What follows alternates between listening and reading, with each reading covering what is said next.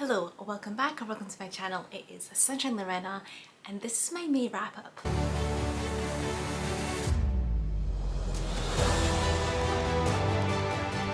So another month has finished and guys, I'm finally really feel like I'm back on track of my reading. So apologies for my voice, it's been like this for the last few weeks, so I sound a bit like odd, that's why. But yes, I read 8 books in May. We are back. In terms of reading, I mean 5 of those 8 was audiobooks, but audiobooks count as reading, guys, you know, it counts as reading. I feel much better, at least I'm reading more books. I'm going to take you through all of these, and yes, like I said, mostly audiobooks, but also this month I actually read quite a few non-fictions, which is unusual for me. So this month of May has been a very big kind of change month in terms of reading, so a little bit more non-fiction as you'll see as I go through here, and also a lot more audiobooks. And yeah, that's enough of that. Let's just kind of get into the books that I actually read. So the first one that I finished in the month of May was Mindhunter, and it's by John E. Douglas. Now this was actually Chloe Reed's Books Crime Scene Corner's book pick of April, which I started reading this in April, but I only managed to finish this in May. I kind of got a little bit behind at the end of April because we went away on holidays to Morocco and I hadn't quite got there, and then I was like, yeah, busy holidaying, having a good time, yes, and didn't finish this until like after I came back, so a little bit behind, but a really good read. Now this is the first non-fiction of the month and first audiobook. The audiobook is on Scribd, if you have Scribd. If you don't, I do always have a link in my bio down below.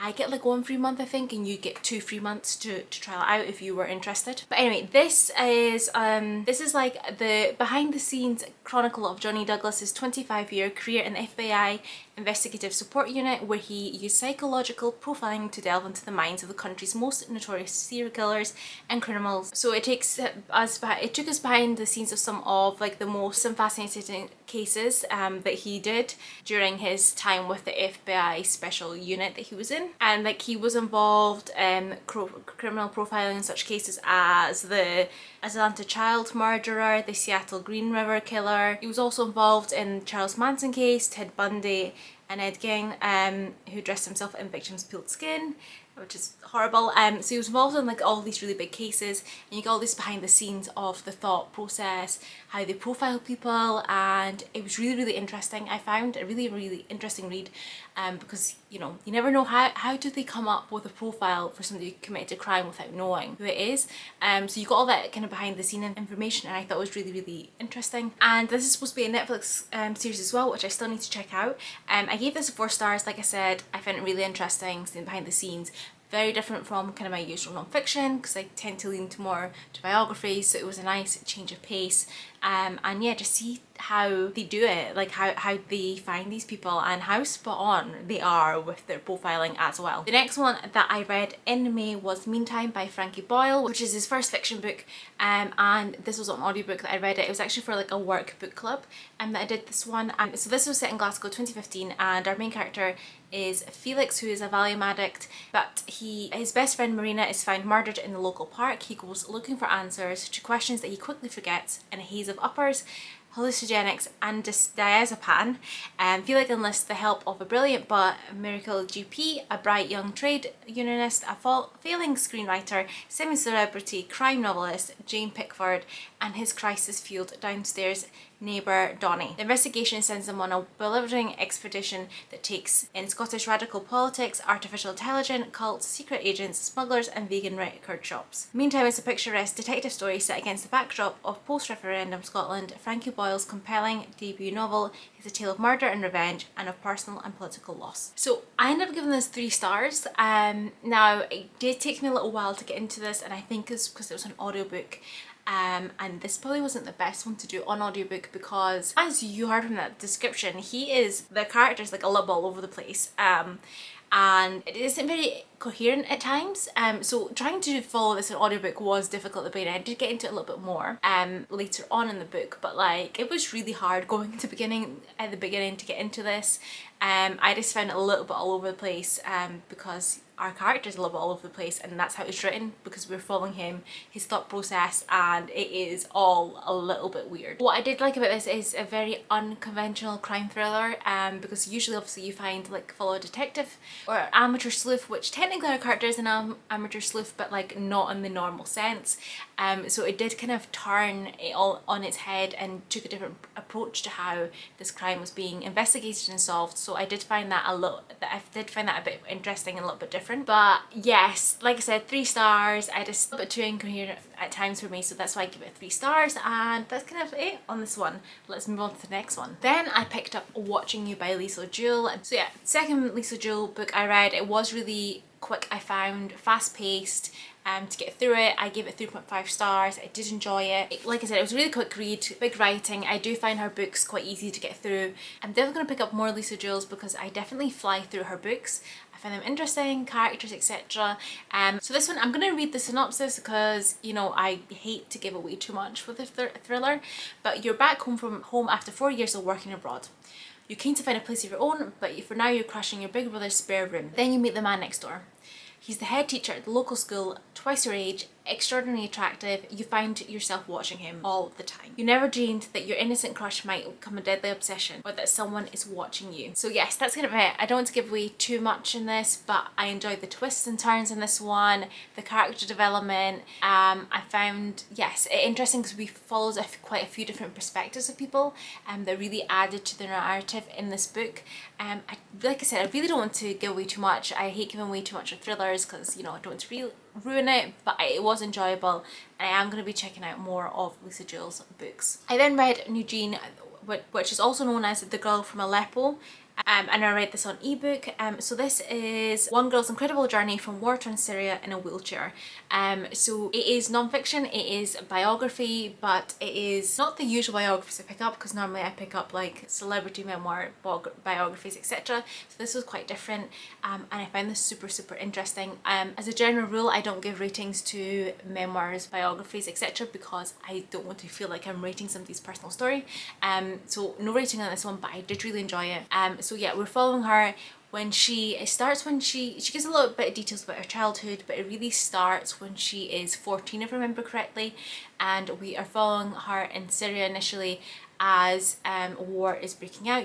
You see that initial process, and then over like a couple of years, and then we see how her and her family end up going on this journey to get into Europe. They are separated at one point as well, so it is mostly her and one of her older sisters. Obviously escaping a war-torn country as a refugee, trying to travel across is difficult enough without the added layer of her being in a wheelchair. So you are following this whole journey, her thought process, everything that was going on, and getting them on their way to Germany. I thought it was super interesting to see this perspective from a refugee, because you never really hear their side of it. So I thought it was really interesting, kind of following her journey and seeing what it really is actually like for them on this journey throughout, and the things that happen. Can't see too much more of this, but yes, really interesting. I do recommend it. I think it's a really good read. Then I read Beyond the Wand, The Magic and Mayhem Growing Up a Wizard by Tom Felton. This was an audiobook that I got from my library, which I put on hold like a little while ago, and it was supposed to be like months and months away before I got it, and it came out quite quickly. So I was really surprised, didn't expect to read this in May. Again, no rating because biography memoir, not given one. So pretty much, what can I say about this? It is Tom Felton who played Draco Malfoy in the Harry Potter films. So it's following him when he first starts his career, which he was in a few films before Harry Potter, if you didn't know that. So that kind of is his initial acting career. Then obviously the Harry Potter years, which we got all the behind the scenes, what his life is like, his dealings with other people, other actors on the films, and I thought it was really interesting. And then we get his post kind of Potter life as well, which I didn't really know anything about his post Potter life, and yeah, so that was all new information to me. Obviously I think people know things that he's went through, but it was really interesting seeing that post Potter life, how things happen afterwards, but also, like I said, it was really interesting seeing during the Potter years, and what his life was like. And what was really interesting to me is that he still managed to have a relatively normal life. He's on the Harry Potter films, obviously the main three obviously didn't have that same privilege, but he managed to still have a relatively normal life and did attend like normal school and stuff in between. So I thought it was really interesting seeing how he's like on film sets, like, you know, going to premieres, etc., and then having like this little bit of normality as well. And then all the kind of behind the scenes with all the actors, and I just thought it was really good, really interesting. And like I said, his post Harry Potter life as well, it was really interesting to see all that information and how he kind of dealt with everything that he went through after. Then I read Counterfeit by Kristen Chen, and this was an audiobook again, guys. Like I said, there was many this month, and again this was one that I got from Scribd. It was just something I picked up, saw it sounded interesting, so I had it on like when I was cooking, cleaning, etc., doing like adult stuff. So I'm gonna read the synopsis of this one. So a bag is a bag. It's a bag, or is it? Eva Wong has always played it safe as a strict-laced, rule-abiding Chinese-American lawyer with a successful surgeon as a husband, a young son, and a beautiful home. She's built the perfect life, but beneath this facade, Eva's world is crumbling. Her marriage is falling apart, her expensive law degree hasn't been used in years, and her toddler's tantrums are pushing her to the breaking point. Enter Winnie Fang, Eva's enigmatic college roommate from mainland China, who abruptly dropped out under mysterious circumstances. Now, 20 years later, Winnie's looking to reconnect with her old friend, but the shy, awkward girl Eva once knew has been replaced with a competent woman of the world, dripping in luxury goods, including a coveted Birkin in a classic orange. The secret to her success? Winnie has developed an ingenious counterfeit scheme that involves importing near-exact replicas of luxury handbags, and now she needs someone with a US passport to help her manage her business. Someone who'd never be suspected of wrongdoing, someone like Eva. But when their spectacular success is threatened and Winnie's vanishes once again, Eva's left to face the consequences. So yes, that's the premise. I enjoyed this one. I ended up giving it 3.5 stars. I liked the character development, the story. And you know, there's funny moments in this as well. So the book we are following Eva, who's actually narrating this and telling the story to a police detective after everything has went down. So you're following her point of view of how everything unfolded, how it all happened, etc. And I don't want to say too much more because I'm going to end up giving things away, but I really enjoyed it. There is twist as this, which I didn't really expect, like kind of big twist, but there is, which I didn't see coming.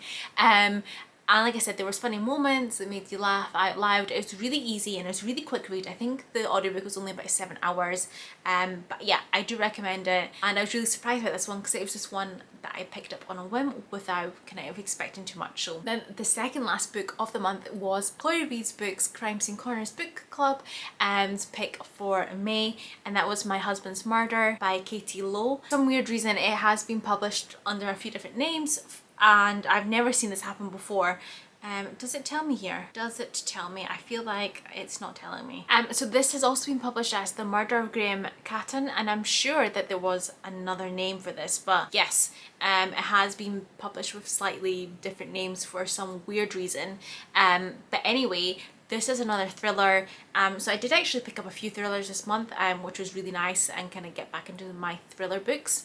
It's time to hear the truth. 10 years ago, Hannah Catton's husband was brutally murdered in their home.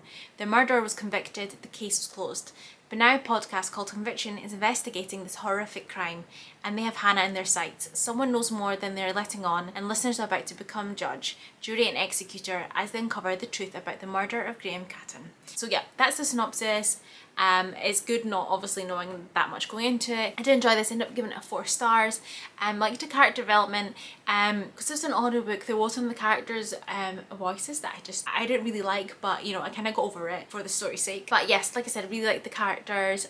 What I really liked about this is we obviously have the wife's perspective we're following, but you also get like the podcast episodes throughout the book. So that as the story's developing and in investigating, you get like a podcast episode, and then you get another bit of the story, and then the new podcast episode comes out, so there's a little bit more unraveling and things going on. And I just thought that was really nice. It was really unique. I've never read a book that had like a podcast like in between. So I just really liked us being able to get that information of like everyone else, obviously, of how this has been investigated and what's been found out. And yeah, there's twists in this that I didn't see coming. Don't want to see too much else, but I did enjoy it. I do recommend. It's a little bit different thriller than normally than the normal ones you get because of the podcast element. But yeah, enjoyable. And then the last book of May, which a reading vlog will be coming out. The next video I post will be the reading vlog of me reading this, so I don't want to say too much about this one. But I finally read Babel, however you want to say it, by Arif Kwan. I finally got to it after it being on like all of my TBRs for like months, and this wasn't even on my May TBR, but I got to it, guys. So key is, don't put it in the TBR and I will read it. But this, guys, it was 5 stars. This, guys, so good. So basically Arif Khan is an auto-buy author for me now. Spoiler, I did get Yellowface, not read it yet, but I do have that. But she's going to be an auto-buy author. Love her writing style, love how she develops her characters, the information we get, how you always have this kind of battle of good and bad going on, and yes, perfect. So this is set in like the 1800s. I want to say around 1830-ish. I can't remember the exact year. 1836, the start. Babel is the Translation Institute in Oxford University at the time. So we are following mainly the main character is Robin Swift, who was originally from China and he was brought over when he was a young boy, and he was studying, you know, he was taken in by a guardian and he was taught languages, other languages, etc. And he ends up going to Oxford to study in the Translation Institute because they need people to study for translations, etc. What else can I say without giving too much away, guys? So yes, another important note is that the Babel Tower in this is from which all power of the empire flows. And yeah, so like I said, our main character Robin is brought to England by this mysterious guardian and thought that Babel will be a paradise until it becomes a prison, but kind of shouldn't stand against the empire. He has a group of other friends, other students there as well, and we're following the story. I don't want to say too much because like I didn't know that much going into this, but I enjoy it. There is fantasy element to this as well. Love the writing, love the characters. What else can I say? What else can I say that yes, just watch the vlog when it comes out, you'll get my full thoughts as I go through it. But love it. And this cover now makes so much more sense to me, guys. This just, it makes sense now that I read it. And Arif Kwan, you did it again, and I cannot wait to read Yellowface. But that's it, that's all the books that I read in May. Let me know if you read any of these in the comments below. Hit that like button, hit subscribe if you want to see more content from me, and I will hopefully see you next one. Bye.